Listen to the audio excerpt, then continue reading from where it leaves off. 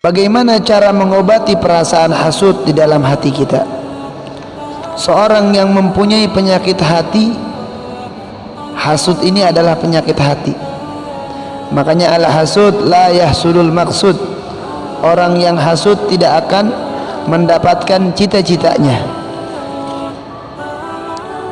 Ini hasud ini adalah penyakit hati. Maka cara mengobatinya adalah dengan ilmu dan pengamalannya. Karena seorang yang mempunyai ilmu yang bermanfaat, maka ia akan mengetahui bahwa perasaan hasud akan merugikan dirinya, agamanya dan dunianya. Dan seorang yang hasud kepada orang lain tidak akan dapat menyakiti orang yang dihasudi olehnya.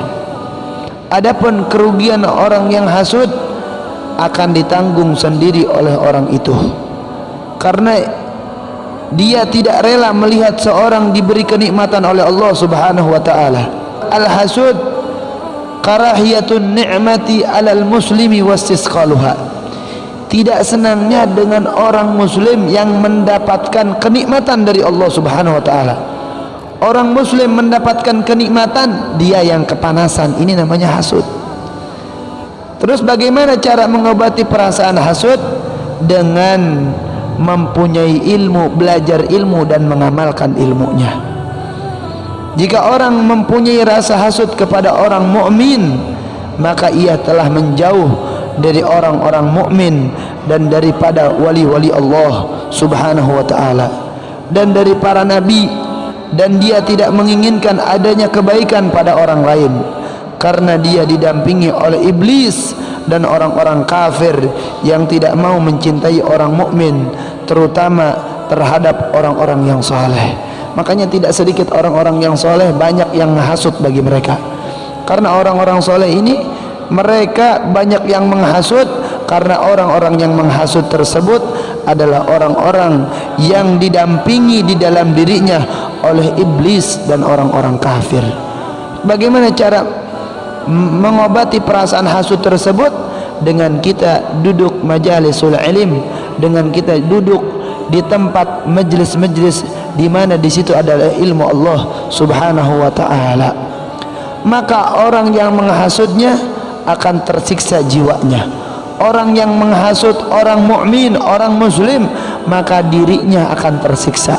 Sebagaimana yang dikatakan oleh seorang penyair, la mata a'da'uka bal khullidu hatta yarau fika allazi yuqmadu, la jalta mahsudan ala ni'matin fa innamal kamilu may yuhsadu.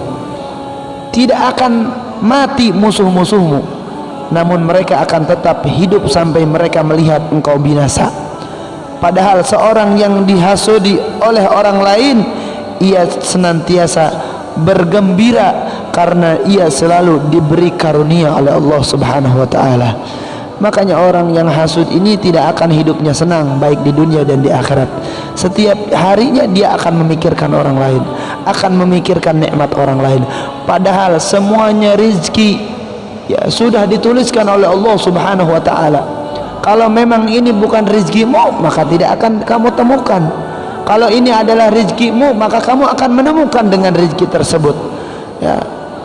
Di dalam kitab Imamun al-Haddad, ya, yang bukan hasilmu, yang bukan rizkimu, maka kamu tidak akan mendapatkannya.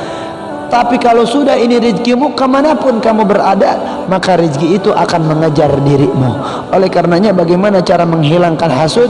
Cara menghilangkan hasud, duduk dengan orang-orang yang berilmu dan mengamalkan ilmu tersebut.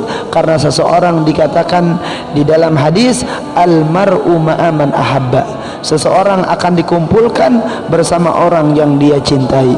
Ini adalah hadis baginda Nabi besar Muhammad sallallahu alaihi wasallam. Wallahu a'lam bishawab.